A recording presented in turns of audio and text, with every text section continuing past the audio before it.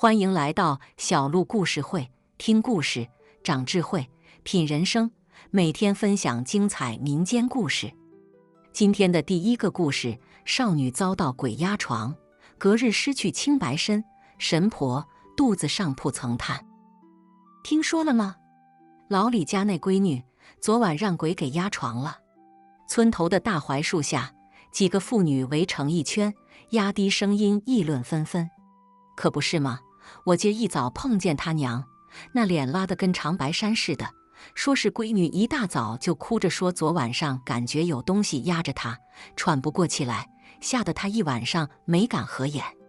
王婶子边说边摇头，一脸的不敢置信。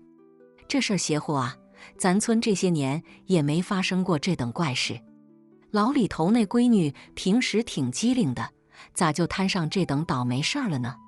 张大爷吧嗒吧嗒抽着旱烟，眉头紧锁。正当众人议论的热火朝天时，老李家的闺女小芳一脸憔悴地出现在村口，眼眶红肿，显然昨晚的遭遇对她打击不小。村民们见状，纷纷投去同情的目光，却没人敢上前搭话，生怕沾染上什么不干净的东西。这事儿还得从头说起。小芳是村里出了名的美人胚子，性格温婉，乐于助人，深得乡亲们喜爱。然而自打半个月前，小芳就开始频繁地做噩梦，梦里总有个模糊的身影压在她的胸口，让她喘不过气来。起初她以为只是劳累过度所致，并未放在心上。可随着日子的推移，那噩梦愈发真实，甚至开始影响到她的日常生活。昨晚，噩梦再次降临。小芳清晰地感觉到有个重物压在她的胸口，冰冷的气息直透心底。她想挣扎，却发现身体像被无形的绳索绑住，动弹不得。恐惧如潮水般涌来，小芳只能无助地哭泣，直到天蒙蒙亮，那股力量才消失得无影无踪。清晨，当第一缕阳光透过窗棂洒在屋内，小芳终于能够动弹。她猛地坐起，大口大口地喘着粗气，胸口的衣物已被汗水浸湿。回想起昨晚的遭遇，小芳心中满是恐惧与不解。她不明白自己为何会遭遇这等怪事。更让小芳崩溃的是，当她起床准备洗漱时，竟发现自己的衣衫不整，仿佛有人趁她熟睡时侵犯了她。这一发现如同晴天霹雳，让小芳瞬间崩溃。她哭着找到了母亲，将昨晚的遭遇一五一十地说了出来。老李家的媳妇一听，吓得脸色煞白，连忙叫醒了正在沉睡的老李头。夫妻俩商量了一番，决定请村里的神婆来看看。神婆姓刘，是个年近70的老太太，据说她能通鬼神，解决各种疑难杂症。老李头夫妇带着小芳，心急如焚地来到了神婆家。一进门，神婆便眯着眼睛打量着小芳，嘴角挂着一丝不易察觉的微笑。一番询问后，神婆点了点头，说道：“这事儿不简单，得好好查查。”说着，神婆从屋里拿出一碗清水，口中念念有词，然后将水洒在小芳的身上。小芳只觉一股凉意袭来，紧接着她感到一股莫名的力量在体内游走，似乎在寻找着什么。哎呀妈呀，这是啥玩意儿？小芳惊呼出声，她感觉自己的身体仿佛被什么东西触碰着，却又看不见摸不着。神婆神色凝重，她让小芳躺下，然后拿出一把黄符，点燃后围着小芳的床转了一圈。随着黄符的燃烧，屋内弥漫起一股淡淡的烟雾，空气中似乎夹杂着某种神秘的力量。行了，今晚你就留在我这儿，我守着你，看看那玩意儿到底是个啥。神婆拍了拍小芳的肩膀，安慰道。夜幕降临，小芳躺在神婆家的床上，心中忐忑不安。她紧闭双眼，生怕再次遭遇昨晚的噩梦。然而时间一分一秒过去，除了偶尔传来的虫鸣，一切都显得异常平静。正当小芳放松警惕，准备入睡时，一股熟悉的气息再次袭来。她猛地睁开眼，只见一个模糊的身影正站在床边，正伸手向她抓来。啊！小芳尖叫着坐起，却发现那身影瞬间消失得无影无踪。别怕，他还在。神婆不知何时已经站在了屋门口，手里拿着一张黄符，眼神锐利如鹰。刘奶奶，他又来了！小芳吓得语无伦次，紧紧抓着床单，生怕那东西再次靠近。神婆没有回答，而是迅速走到床边，将手中的黄符贴在了小芳的额头上。瞬间，小芳只觉一股暖流涌入体内，那冰冷的气息瞬间消散无踪。哼，雕虫小技也敢在我面前卖弄！神婆冷哼一声，转身看向屋外，眼中闪过一丝寒光。就在这时，屋外突然传来一阵急促的脚步声，紧接着一个黑影闪了进来。神婆眼疾手快，一把抓住那黑影，用力一甩，将其摔在了地上。大胆妖孽，竟敢害人！神婆怒喝一声，手中的黄符化作一道金光，直射向那黑影。黑影发出一声凄厉的惨叫，瞬间化为一股黑烟，消散在夜空中。好了，这下没事了。神婆拍了拍手上的灰尘，转头看向小芳，眼中满是慈爱。小芳惊魂未定，她看着神婆，心中充满了感激与敬畏。她不知道那黑影究竟是什么，但她知道是神婆救了她。然而事情并未就此结束。第二天，小芳醒来后，发现自己竟然怀孕了。这个消息如同晴天霹雳，让小芳和老李头夫妇措手不及。这怎么可能？老李头瞪大了眼睛，一脸的不敢置信。肯定是那晚那妖孽搞的鬼。神婆闻讯赶来，看了一眼小芳的肚子，眉头紧锁。那现在咋办？老李头的媳妇急得直抹眼泪。神婆沉吟片刻，说道：“这事儿棘手，但也不是没办法。我听说山里有种草药，能驱邪避孕，我这就去寻来，给小芳服下。”说罢，神婆转身离去，留下了一脸茫然的小芳和老李头夫妇。几天后，神婆带着一株奇异的草药回到了村里，她将草药捣碎，加入清水，让小芳服下。神奇的是，服下草药后，小芳肚子里的孩子竟然逐渐消失了，仿佛从未存在过一般。虽然孩子没了，但小芳的心中却留下了难以磨灭的阴影。她开始害怕夜晚，害怕黑暗，甚至害怕一个人独处。每当夜深人静时，她总能听到那阵冰冷的呼吸声，仿佛那个妖孽从未离开过她。为了彻底摆脱这个阴影，小芳决定离开村子，去外面的世界寻找新的生活。她收拾好行囊，告别了父母和乡亲们，踏上了未知的旅程。而神婆则在村口目送着小芳远去的背影，眼中闪烁着复杂的光芒。她知道，小芳的离开或许是对她最好的保护。至于那个妖孽，神婆相信总有一天他会找到他的藏身之处，将他彻底消灭。故事讲到这里，也算是告一段落了。但关于小芳和那个妖孽的传说，却在村里流传了很久很久。每当夜幕降临，村里的老人们总会围坐在一起，讲述着这个惊心动魄的故事，提醒着年轻一代要敬畏自然，敬畏鬼神，不要轻易挑战未知的领域。至于小芳，她最终去了哪里，是否找到了属于自己的幸福，那就不得而知了。但愿她能够走出阴影，迎接属于她的光明未来吧。少女奇遇未了情，神婆揭秘惊天局，小芳这一走就是整整3年。村里人偶尔还会提起她，但大多也只是摇摇头，叹口气，毕竟谁也没指望一个被鬼魅缠身的女子能有啥好前程。可谁成想，就在大家都快要把小芳忘到脑后去的时候，他却突然带着一个白白胖胖的小子回了村。那小子长得那叫一个水灵，大眼睛扑闪扑闪的，活像个小精灵。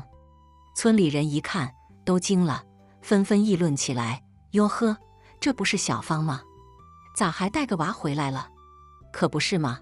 看这孩子长得跟年画上的一样。嘿，你说这事儿邪乎不邪乎？当年那鬼魅的事儿还没整明白呢，小芳咋就凭空冒出来个这么大的娃？小芳听着乡亲们的议论，只是笑笑，啥也没说。她带着娃径直走到了神婆家，一进门就跪下了：刘奶奶，谢谢您当年救了我一命，这娃是您给我的。神婆一听这话，愣住了，她仔细打量着小芳带来的娃，眼中闪过一丝不可思议。过了好一会儿，她才缓缓开口：起来吧，孩子，这事儿咱得从头捋捋。原来当年小芳离开村子后，一路往南走，最后到了一个叫桃花源的地方。那地方风景如画，民风淳朴，小芳在那儿安顿下来，开始了新的生活。可没多久，她就发现自己怀孕了。这事儿让小芳又惊又怕，她不知道这孩子是从哪儿来的，更不知道该如何面对。就在她陷入绝望的时候，一个神秘的老妇人找到了她。那老妇人说：孩子，别怕，你这娃是天赐的。当年你遇到的并非什么鬼魅，而是我族中的一位仙人。他见你心地善良，便想将自身的血脉传承给你。小芳一听这话，整个人都懵了，她不敢相信自己竟然怀了一个神秘族群的孩子。但老妇人接下来的话却让她更加震惊：我们族群世代守护着一个秘密，那秘密关乎天下的安危，而你正是解开这个秘密的关键。小芳被这突如其来的一切搞得晕头转向，她不知道是该相信还是该拒绝。但看着老妇人那双充满智慧的眼睛，她最终点了点头，决定承担起这份责任。接下来的日子里，老妇人教会了小芳很多东西，包括如何控制自己的力量，如何保护自己和孩子。而小芳也渐渐习惯了这种全新的生活。直到孩子出生，小芳才意识到自己身上的担子有多重。她决定带着孩子回到村子，找到神婆，因为神婆是唯一一个可能知道真相的人。听完小芳的讲述，神婆沉默了。她看着小芳带来的娃，眼中闪烁着复杂的光芒。过了好一会儿，她才缓缓开口：孩子，你身上的秘密远比你想象的还要复杂。原来神婆当年确实感知到了小芳身上的异常，她知道那股力量并非凡间所有，而是来自一个古老的族群。但她没想到，这个族群竟然会主动选择小芳作为传承者。刘奶奶，那我们现在该怎么办？小芳紧张地看着神婆，期待着她的答案。神婆叹了口气，说道：这事儿得从长计议。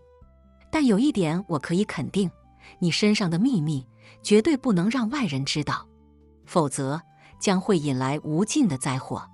小芳点了点头，她明白神婆的意思。接下来的日子里，她开始更加谨慎的生活，尽量不引起别人的注意。而孩子也在她的呵护下一天天地长大。然而好景不长，就在孩子5岁那年，一个神秘的组织找到了小芳。他们声称自己是那个古老族群的分支，要求小芳和孩子跟他们回去，接受所谓的洗礼。小芳一听这话，就知道事情不妙。她拒绝了那个组织的要求，带着孩子躲进了深山老林。但那个组织并没有放弃，他们四处搜寻小芳的下落，甚至不惜动用武力。就在小芳和孩子即将陷入绝境的时候，神婆出现了。她带着一群同样拥有神秘力量的村民，将那个组织击退。孩子，别怕，我们是来保护你的。神婆看着小芳和孩子，眼中充满了坚定。小芳感激地看着神婆和村民们，她知道自己终于找到了可以依靠的人。接下来的日子里，小芳和孩子在神婆和村民们的保护下，开始了新的生活。他们学习如何控制自己的力量，如何与这个世界和平共处。然而，那个神秘的组织并没有放弃，他们一直在暗中窥视着小芳和孩子，等待着下一次的机会。就在所有人都以为可以松一口气的时候，一个更大的危机降临了。那是一个风雨交加的夜晚，小芳和孩子正在家中休息。突然，一声巨响打破了夜的宁静。紧接着，一群黑衣人闯进了小芳的家，将他们团团围住。你们是谁？想干什么？小芳紧张地看着黑衣人，试图保护孩子。黑衣人冷笑一声，说道：“我们是来取回属于我们的东西的。你和你的孩子都是我们族群的一部分。”小芳一听这话，心中顿时充满了愤怒。她知道自己不能再退缩了，必须站出来保护孩子。你们休想！小芳怒吼一声，全身散发出耀眼的光芒。她挥动手臂，一股强大的力量从她的掌心涌出，将黑衣人击退。但黑衣人并没有放弃，他们再次围攻上来。小芳一边战斗，一边寻找突围的机会。然而，黑衣人的数量实在太多，她渐渐感到力不从心。就在这时，神婆和村民们赶到了，他们与黑衣人展开了激烈的战斗。神婆更是施展出了自己的绝技，将黑衣人一一击败。然而，就在战斗即将结束的时候，一个黑衣人突然冲向了孩子。小芳眼疾手快，一把将孩子抱在怀里，但黑衣人的攻击还是落在了她的身上。啊！小芳发出一声惨叫，整个人倒在了地上，鲜血从她的伤口涌出，染红了她的衣襟。妈妈！孩子惊恐地喊着，试图抓住小芳的手。小芳看着孩子，眼中充满了不舍和愧疚。她知道自己可能无法再保护他了。孩子，你一定要活下去。小芳艰难地说出这句话，然后闭上了眼睛。神婆和村民们看着这一幕，都愣住了。他们没想到，小芳竟然会为了保护孩子而牺牲自己。黑衣人趁机逃走了。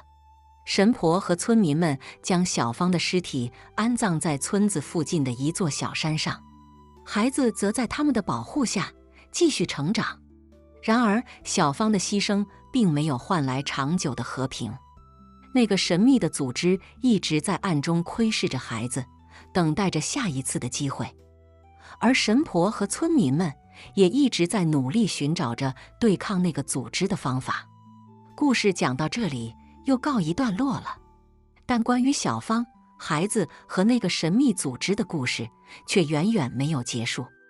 在未来的日子里，他们还将面临更多的挑战和考验，而这一切的真相也终将在时间的流逝中逐渐浮出水面。今天的第二个故事，少女痴恋七旬老汉，深夜小树林幽会，引出一桩血案。你们听说了吗？那李家村的小芳跟村东头的老张头，俩人最近走得可近乎了。村口的大槐树下，几个妇女一边内着鞋底，一边嚼着舌根。啥？老张头？那不是都70好几了吗？小芳才多大呀？这不是胡闹吗？一个妇女惊讶地停下了手中的活计。可不是吗？这小芳啊，也不知道中了啥邪，天天晚上往老张头那破院子里跑，俩人还神神秘秘的，深更半夜在小树林里头见面呢。另一个妇女压低了声音，一脸神秘地说：“这事儿啊，还得从1个月前说起。小芳是李家村的村花，长得那叫一个水灵，大眼睛，瓜子脸，一笑起来还有2个酒窝，村里的小伙子们都对她垂涎3尺。可这小芳呢，偏偏一个都看不上，整天闷在家里也不出门。老张头呢，是村里出了名的老光棍，一辈子没娶过媳妇，无儿无女的。他人倒是挺和善，可毕竟年纪大了，身体也不太好，整天咳嗽喘气的。村里人都说他活不了几年了。谁也没想到，这俩人怎么就搅和到一块儿去了。这天晚上，月亮早早的就挂上了天，村里的人都早早的睡了。只有小芳悄悄地摸出了家门，朝着老张头的院子走去。到了老张头家门口，小芳轻轻地敲了敲门。不一会儿，门就开了。老张头探出头来，一看是小芳，连忙把她拉进了屋里。小芳啊，你这么晚来，要是让人看见了，可咋整啊？老张头一脸担忧地说：怕啥？咱俩的事儿又不犯法。小芳不在乎地说，脸上还挂着笑。老张头无奈地摇了摇头，心里却觉得这事儿越来越不对劲了。他和小芳也就平时聊聊天解解闷，可小芳这阵子对他的态度明显超出了正常的范畴。俩人腻歪了一会儿，小芳就提出来要去小树林。老张头本想拒绝，可一看小芳那执着的眼神，只好硬着头皮答应了。小树林里夜色朦胧，只有几缕月光透过树叶洒在地上。小芳和老张头肩并肩走着，谁也没说话。小芳啊，咱俩这样真的不好。你年轻漂亮，应该找个好人家嫁了。我这把老骨头不值得你这样。老张头终于还是开了口：不，我就要和你在一起，除了你，我谁也不嫁。小芳情绪激动地说。老张头叹了口气，心里五味杂陈。他知道自己年纪大了，给不了小芳幸福，可小芳这阵子对他的痴迷却让他有些动摇。就在这时，一阵风吹过，树叶沙沙作响。老张头突然觉得背后一凉，好像有什么东西在盯着他们。他回过头去，却什么也没看见。咋了？老张头，你咋不走了？小芳见老张头停下，疑惑地问。没啥，走吧。老张头摇了摇头，继续往前走，可心里却越来越不安。俩人又走了一会儿，突然一阵急促的脚步声从后面传来。老张头回头一看，只见一个黑影朝着他们冲了过来。不好，快跑！老张头大喊一声，拉着小芳就往树林深处跑。可那黑影速度极快，不一会儿就追了上来。老张头一看，只见那人手里拿着一把明晃晃的刀，脸上还戴着个狰狞的面具。妈呀，这是啥呀？老张头吓得腿都软了，小芳也吓得尖叫起来。俩人拼命往前跑，可那黑影却紧追不舍。就在这时，老张头突然脚下一滑，摔倒在地。小芳连忙回头去扶他，可那黑影已经追了上来。快跑！小芳，别管我！老张头大喊着，把小芳推了出去。小芳含着泪爬起来继续往前跑，可没跑几步，就听见身后传来老张头的惨叫声。小芳吓得魂飞魄散，拼命往前冲。终于她跑到了一处开阔地，借着月光一看，只见老张头倒在地上，身上插着那把刀，鲜血染红了他的衣服。老张头，老张头！小芳哭喊着跑过去，跪在老张头身边。老张头艰难地睁开眼睛，看了小芳一眼，嘴角露出一丝微笑。小芳，你快跑，别回来！说完头一歪，就没了气。小芳哭得死去活来，可她知道自己不能留在这里，于是她擦干眼泪，站起身来，朝着村子的方向跑去。第二天一早，村里人就发现了老张头的尸体，大家纷纷议论起来，都说这事儿太邪乎了。这老张头一辈子没招谁没惹谁，咋就摊上这事儿了呢？可不是吗？那小芳也真是的，咋就跟老张头搅和到一块儿去了呢？哎，这事儿啊，说不定就是报应。那老张头年轻时候干的那些事儿，现在可都报应到他头上了。村里人议论纷纷，可谁也没说出个所以然来。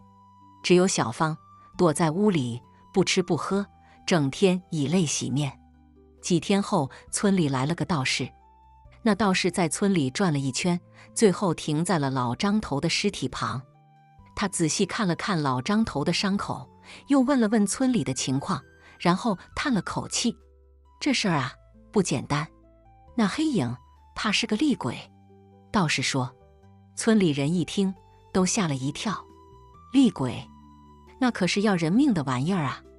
道士接着说：“这厉鬼怕是跟老张头年轻时候干的那些事儿有关，他欠下的债，现在来找他索命了。”村里人一听，都恍然大悟。原来老张头年轻时候是个不务正业的人，整天游手好闲，还干了不少坏事。没想到现在老了，却遭到了报应。道士又说，要想解决这事儿，就得找到那厉鬼的源头，把他超度了才行。于是村里人跟着道士，开始四处寻找那厉鬼的源头。经过一番打听和调查，他们终于找到了一个线索：老张头年轻时候曾经跟一个年轻女子好过，可后来那女子怀了他的孩子，他却始乱终弃，把那女子赶出了村子。那女子后来生下孩子，一个人含辛茹苦地把孩子养大，可没想到孩子还没长大，就因病去世了。那女子悲痛欲绝，也自杀身亡了。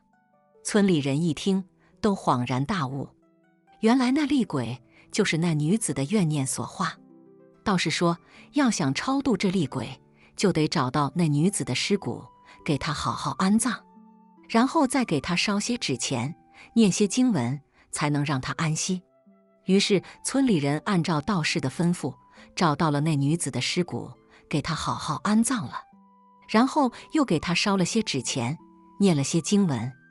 几天后，那厉鬼果然没有再出现，村里人也都松了一口气。至于小芳，她从那以后就变得沉默寡言了，再也没有人见过她跟老张头那样亲密过。她好像突然之间长大了许多，也变得懂事了许多。这事儿虽然过去了很久，可每当村里人提起的时候，还是会觉得心里有些发毛。毕竟这事儿太邪乎了。这事儿啊，本来以为就这么过去了，可谁也没想到，1个月后的一天晚上，村里又出事了。那天晚上，村里人都早早地睡了，只有小芳躺在床上翻来覆去的睡不着。她想起老张头，心里就一阵难过。虽然她知道老张头年轻时候干过不少坏事，可她对老张头的感情却是真真切切的。就在这时，她突然听见窗外传来一阵奇怪的声音，那声音吱吱呀呀的，像是在磨什么东西。小芳心里一紧，连忙坐起身来，朝窗外看去。只见窗外漆黑一片，什么也看不见，可那声音却越来越清晰，越来越近。小芳吓得浑身发抖，连忙用被子蒙住了头。可那声音却像是长了眼睛似的，直接钻进了她的耳朵里。小芳觉得自己的脑袋像是要炸开了一样，疼得她哇哇大叫。就在这时，门突然开了，一阵阴风吹了进来。小芳觉得自己的脖子后面像是被什么东西摸了一下，冰凉冰凉的。她猛地回过头去，却什么也没看见。谁？谁呀？小芳壮着胆子问，可没人回答她，只有那声音依旧在耳边吱吱呀呀地响着。小芳吓得魂飞魄散，连忙跳下床，朝着门口跑去。可刚到门口，就撞上了一个人。那人穿着一身黑衣服，脸上还戴着个狰狞的面具。妈呀，鬼呀！小芳吓得尖叫起来。那人却一把捂住了她的嘴，低声说：“别叫，是我。”小芳一听，这声音怎么这么熟悉？她定睛一看，只见那人的眼睛在面具后面闪了闪，露出了老张头的眼神。老张头，你没死？小芳惊讶地问。那人却摇了摇头，低声说：“我死了，这是我的怨念。那厉鬼没超度干净，他还缠着我呢。”小芳一听，吓得浑身直哆嗦。她没想到老张头竟然变成了厉鬼的怨念。那人接着说：“小芳啊，你得帮我，只有你能帮我。”“我咋帮你啊？”小芳哭着问。“你得去找到那厉鬼的源头，把它彻底超度了，只有这样我才能安息。”那人说。小芳一听，咬了咬牙，点了点头。她知道这是自己欠老张头的，于是她按照那人的指点，悄悄地出了门，朝着村东头的小树林走去。到了小树林里，小芳觉得四周的空气都变得阴冷起来。她打了个寒战，继续往前走。不一会儿，她就来到了那处开阔地，只见地上还残留着老张头的血迹。小芳的眼泪又流了下来。就在这时，她突然听见一阵奇怪的声音，那声音像是哭声，又像是笑声，听得人心里直发毛。小芳循声望去，只见不远处的一棵树下站着一个黑影。那黑影穿着一身白衣服，长发披肩，正低着头，不知道在干什么。小芳小心翼翼地走过去，想看个究竟。可刚一靠近，那黑影就猛地抬起头来，露出了一张惨白的脸。妈呀！小芳吓得倒退了好几步。只见那黑影缓缓地朝她走了过来，嘴里还发出呜呜的声音。小芳吓得浑身直哆嗦，想跑却迈不开腿。就在这时，她突然想起了老张头的话，她知道自己不能就这样被吓倒。于是她鼓起勇气，大声喊道：“你是谁？为啥要缠着老张头？”那黑影一听，突然停下了脚步。他低下头，似乎在思考什么。过了一会儿，他抬起头，用沙哑的声音说：“我是那女子的怨念，我死得好惨啊！老张头欠我的债，他得还。”小芳一听，心里明白了几分。她知道自己得帮老张头还债，才能让这厉鬼安息。于是她咬了咬牙，说：“好，我帮他还。你说吧，要他还啥？”那黑影一听，眼睛里闪过一丝光芒。他说：“我要他的命，他毁了我一生，我也要毁了他。”小芳一听，心里咯噔了一下。她知道这事儿不好办，可一想到老张头那怨念的眼神，她就觉得自己不能退缩。于是她点了点头，说：“好，我给你。不过你得先告诉我，他的怨念咋才能安息？”那黑影一听，哈哈大笑起来。他说：“只要你把命给我，他的怨念自然就安息了。”小芳一听，心里一沉，她知道自己上当了。可此时已经晚了，那黑影猛地朝她扑了过来。就在这千钧一发之际，突然一道金光闪过。只见那金光直奔黑影而去，瞬间就将黑影击得粉碎。小芳定睛一看，只见一个道士站在自己面前。那道士手持一把金光闪闪的宝剑，正冷冷地盯着地上的黑影。“道长，救命啊！”小芳一见道士，就像见到了救星一样，扑了过去。道士一把扶住她，说：“别怕，这厉鬼已经被我击散了。不过他的怨念太深，恐怕还会再来。”小芳一听，吓得脸色苍白。她知道自己不能留在这里了，于是她求道士带她离开这个村子。道士点了点头，说：“好，我带你走。不过你得答应我，以后不能再跟那老张头有任何瓜葛了。”小芳一听，连忙点头答应。她知道这是自己唯一的出路。于是道士带着小芳悄悄地离开了村子。他们走了一天一夜，终于来到了一个偏僻的小镇上。道士在小镇上租了一间房子，让小芳住了下来，然后又给了她一些钱，让她自己过日子。小芳感激不尽，对道士千恩万谢。道士却笑了笑，说：“不用谢我，这是你应得的。记住我的话，以后好自为之吧。”说完，道士就转身离开了。小芳看着道士的背影，心里充满了感激和敬意。从那以后，小芳就在这个小镇上住了下来。她用自己手中的钱开了一家小店，每天忙忙碌碌的，倒也过得充实。可每当夜深人静的时候，她还是会想起老张头，想起那段不可思议的感情，想起那个诡异的夜晚。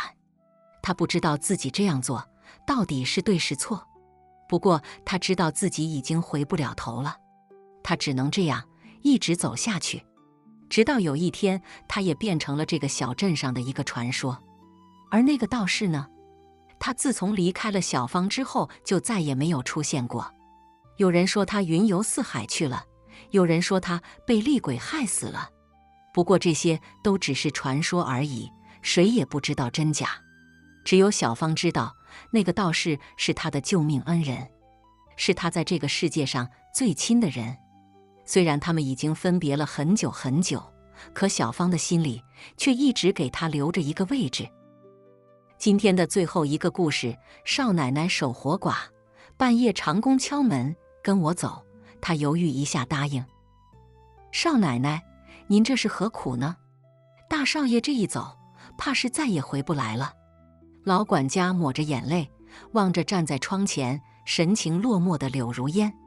柳如烟轻轻叹了口气，眼神空洞地望着远方。福伯，我心里有数，这事儿得从3个月前说起。柳如烟本是江南富商柳万才的独女，生得如花似玉，琴棋书画样样精通。1年前，她嫁给了当地另一户大户人家的少爷赵天磊。赵天磊仪表堂堂，文武双全，两人本是天作之合。可谁成想，新婚不到半年，赵天磊便因一场突如其来的官司被官府抓走，从此音讯全无。柳如烟就这么守起了活寡，每日以泪洗面。夜深人静时，总能听到他房里传来悠悠的哭泣声。这天半夜，月光稀薄，一阵阴风吹过，柳如烟被冻得打了个寒战，正欲关窗，却突然听到一阵急促的敲门声。谁呀？柳如烟皱了皱眉，这大半夜的，谁会来敲门？少奶奶，是我，李长工。门外传来一个低沉的男声。李长工是赵家的一个老长工，平日里勤勤恳恳，老实巴交。这么晚了，他来干什么？柳如烟疑惑地打开门，只见李长工一脸焦急地站在门外，手里还拿着一盏昏黄的油灯。长工，这么晚了，你有什么事吗？柳如烟问道。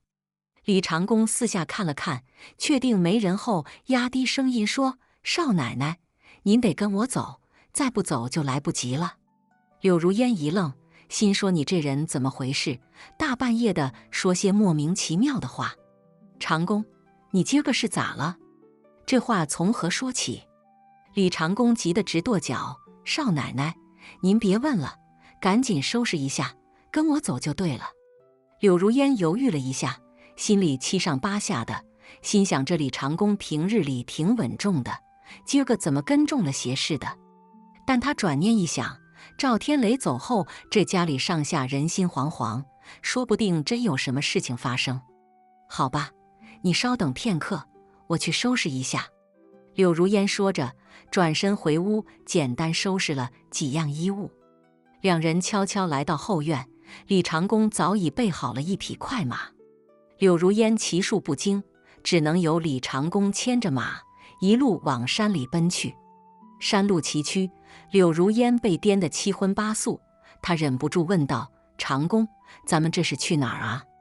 李长工头也不回地说：“少奶奶，您别问了，到了您就知道了。”就这样，两人一路颠簸，直到天边泛起了鱼肚白，才来到一座偏僻的小山村。村里的人看到他们，都投来异样的目光，有几个妇人更是指指点点，小声议论着什么。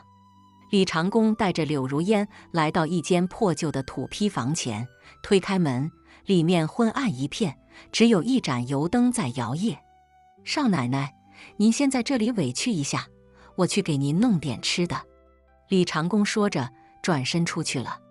柳如烟环顾四周，只见这屋里简陋至极，一张破床，一张旧桌，几只缺口的碗碟，除此之外别无他物。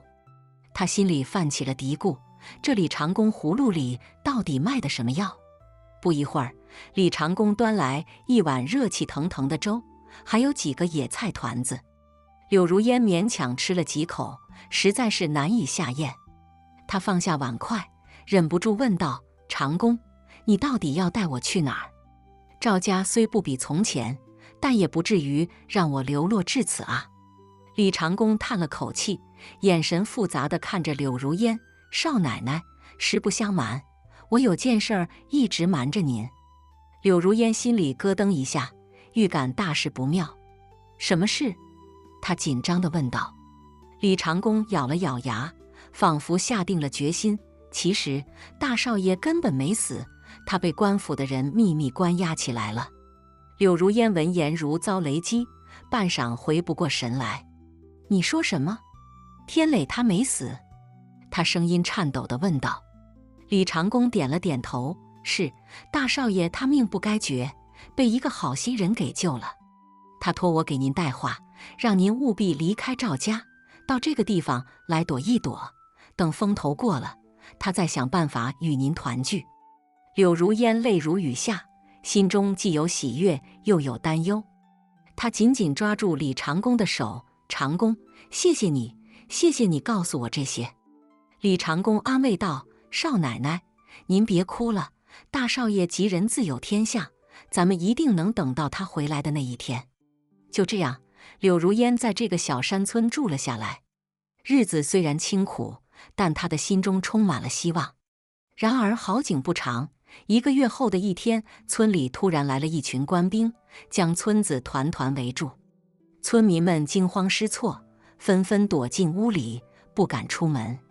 柳如烟躲在破屋里，心里七上八下的，心想这官兵不会是来抓他的吧？不一会儿，官兵们闯进屋里，将柳如烟五花大绑了起来。“你们干什么？为什么要抓我？”柳如烟挣扎着喊道。领头的官兵冷哼一声：“哼，你自己做了什么心里清楚，跟我们走一趟吧。”柳如烟被压着一路颠簸，直到来到一座阴森森的府邸前。府邸的大门缓缓打开，一个身材魁梧的中年男子走了出来。他正是赵天磊的父亲赵老爷。“爹，您怎么会在这里？他们为什么要抓我？”柳如烟看到赵老爷，心中升起一丝希望。赵老爷脸色铁青，怒目而视：“你还有脸问？你知不知道你闯了多大的祸？”柳如烟一头雾水：“我闯什么祸了？”赵老爷咬牙切齿地说：“你勾结邪教，意图谋害我赵家，如今证据确凿，你还有何话说？”柳如烟闻言如坠冰窖，她拼命摇头：“不，我没有勾结邪教，这是冤枉的。”赵老爷却不再听他解释，一挥手，示意官兵将他带走。柳如烟被押进大牢，受尽了折磨。他无数次想要自杀，却又想到赵天磊还在等他，便咬牙坚持了下来。1个月后，大牢里突然传来一个消息，说赵天磊已经被处斩了。柳如烟闻言心如死灰，她终于明白，这一切都是赵家的阴谋。他们早就想除掉她这个儿媳，便编造了这样一个罪名，将她打入大牢，再借刀杀人。她绝望地闭上了眼睛，泪水顺着脸颊滑落。就在这时，牢门突然被打开了，一个熟悉的身影走了进来，正是李长公。“少奶奶，您受苦了。”李长公说着，将一柄锋利的匕首递给他：“这是大少爷留给您的，他让您自行了断，以免受更多的折磨。”柳如烟接过匕首，泪水再次滑落。她望着那锋利的刀刃，心中五味杂陈。就在这时，牢门外突然传来一阵喧闹声，紧接着，牢门被粗暴地撞开，一群衣衫褴褛的人闯了进来。他们手持棍棒，面露凶光，一看就不是善茬。你们是谁？要干什么？柳如烟惊恐地问道。领头的一个人冷笑一声，哼，我们是邪教的人，大少爷已经把我们招供出来了，你勾结我们，意图谋害赵家，如今赵家要拿你的人头祭天，我们只好先下手为强了。说着，他们便一拥而上，将柳如烟团团围住。柳如烟挥舞着手中的匕首，拼命抵抗，但终究寡不敌众，被他们制服在地。他绝望地闭上了眼睛，等待着死亡的降临。就在这时，一阵急促的马蹄声由远及近，紧接着，一群官兵冲了进来。他们手持长枪，与邪教的人展开了激战。经过一番激烈的搏斗，邪教的人被全部歼灭，官兵们救下了柳如烟。领头的官兵走到柳如烟面前，恭敬地说：“少奶奶，我们是奉大少爷之命前来救您的。”柳如烟闻言，心中升起一丝希望。天磊，他还活着？官兵点了点头，是，大少爷他不仅活着，还已经查明了真相，洗清了您的冤屈。如今赵家已经倒台，您可以安心地与他团聚了。柳如烟喜极而泣，她紧紧握住官兵的手，谢谢你们，谢谢你们告诉我这些。官兵微笑着说：“少奶奶，您客气了，这都是我们应该做的。事不宜迟，我们赶紧离开这里吧。”就这样，柳如烟在官兵的护送下离开了这座阴森恐怖的府邸。一路上，他心潮澎湃，期待着与赵天磊的重逢。然而，当他来到约定的地点时，却并没有看到赵天磊的身影。他焦急地等待着，时间一分一秒地过去，却始终不见人来。他心中升起一丝不祥的预感，难道赵天磊又出了什么意外？他不敢再想下去，决定先找个地方安顿下来，再想办法打听赵天磊的消息。就这样，柳如烟开始了她漫长的寻找之路。她走遍了大江南北，问遍了所有的人，却始终没有得到赵天磊的任何消息。直到有一天，她来到一个偏僻的小镇，在镇上的茶馆里，听到了一段诡异的传说。说是在镇子后面的那座街上文荒山上，每到月圆之夜，就会有一个白衣飘飘的鬼魂出现。那鬼魂面容俊朗，却满脸哀伤，似乎在寻找着什么。镇上的老人们都说，那鬼魂是多年前被冤枉致死的一个书生，因心中有怨，无法投胎转世，只能在人间徘徊。柳如烟听到这传说，心里咯噔一下，那书生的形容怎么跟赵天磊那么像？他按捺不住心中的好奇，决定在月圆之夜去那座荒山看看。终于等到了一个月圆之夜，柳如烟独自一人来到了那座荒山。山上杂草丛生，阴森森的，偶尔还能听到几声野兽的嚎叫。他小心翼翼地走着，生怕惊动了什么。突然，一阵风吹过，他看到前方出现了一个白色的身影。那身影飘飘忽忽的，似乎是个人。天磊，柳如烟试探着喊道。那身影闻言，猛地转过身来。月光下，柳如烟看清了他的脸，正是赵天磊。天磊，真的是你！柳如烟激动地跑上前去，一把抱住了他。赵天磊却像是被烫到了一般，猛地推开了他。如烟，你怎么会在这里？赵天磊的声音有些颤抖，眼神中满是惊恐。柳如烟泪如雨下。天磊，我找了你好久，你终于出现了。你告诉我，这究竟是怎么回事？你为什么会变成这样？赵天磊叹了口气，眼中闪过一丝痛苦。如烟，你听我说，其实我已经死了。这是我的鬼魂，在人间徘徊，无法投胎。柳如烟闻言如遭雷击，半晌回不过神来。不可能的，你一定是在骗我。他拼命摇头，不愿意相信这个事实。赵天磊却不再说话，只是默默地望着他，眼中满是哀伤。突然，一阵阴风吹过，赵天磊的身影变得模糊起来。天磊，你要去哪儿？不要离开我！柳如烟喊着，想要抓住他的手，却扑了个空。赵天磊的身影渐渐消散，只留下一句话在风中飘荡：如烟，忘了我吧，好好活下去。柳如烟瘫坐在地上，泪水模糊了她的双眼。她望着赵天磊消失的方向，心中充满了绝望。就在这时，她突然听到了一阵脚步声。她抬起头，只见一个身穿黑袍、头戴斗笠的人缓缓向她走来。你是谁？为什么会在这里？柳如烟警惕地问道。那人停下脚步，摘下斗笠，露出了一张苍老而神秘的脸。我是这山上的道士，名叫玄真子。我早已知道你的来意，也知道赵天磊的事情。玄真子缓缓说道。柳如烟闻言，心中升起一丝希望。道长，你知道天磊的事情？他真的已经死了吗？玄真子点了点头，没错，赵天磊确实已经死了。但他的鬼魂之所以无法投胎，是因为他的心中有一股怨气未消。怨气？什么怨气？柳如烟不解地问道。玄真子叹了口气，赵天磊是被他父亲和继母联手害死的。他们为了争夺家产，不惜设计陷害他，让他背上了勾结邪教的罪名。赵天磊含冤而死，心中自然有怨气。柳如烟闻言心如刀绞，他没想到赵天磊竟然是这样死的。道长，那您能不能让天磊的鬼魂安息，让他投胎转世？柳如烟祈求道。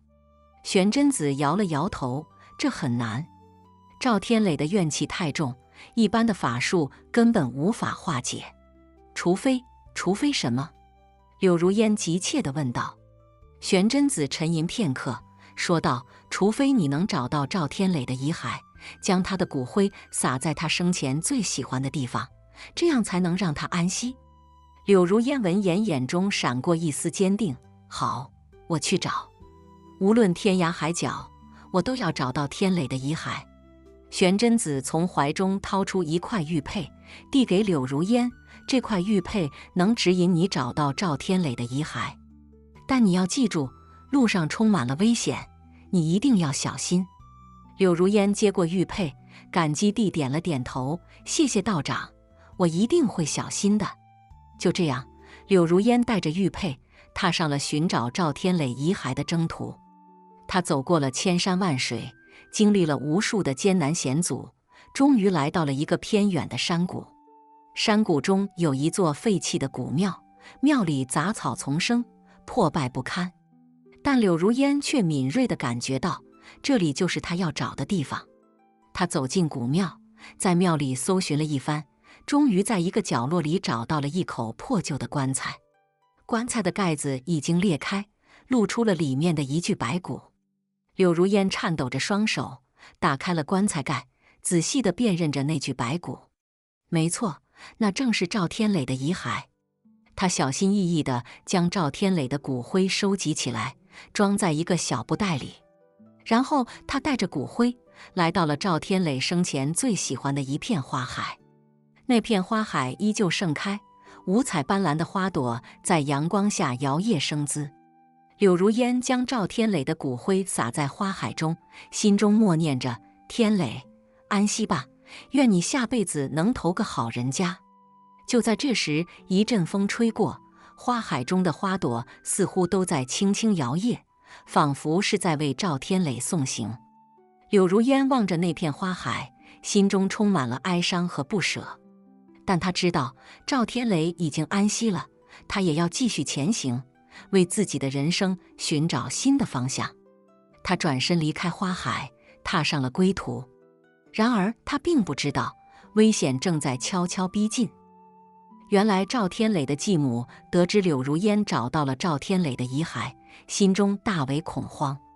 他担心柳如烟会揭露真相，便派人暗中跟踪他，企图将他灭口。这天晚上，柳如烟投宿在一家客栈里。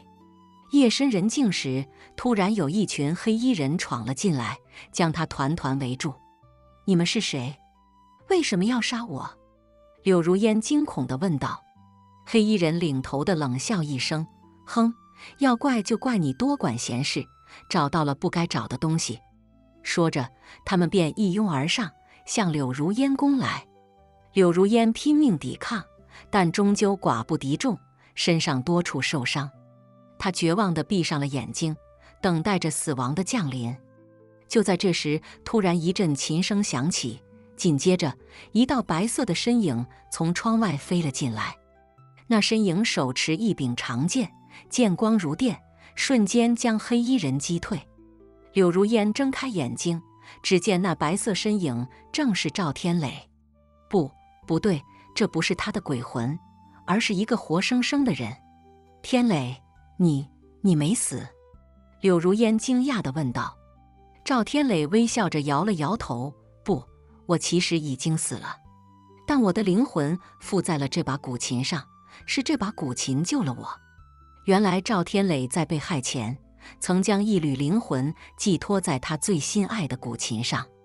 这把古琴有着神奇的力量，能够保护他的灵魂不灭。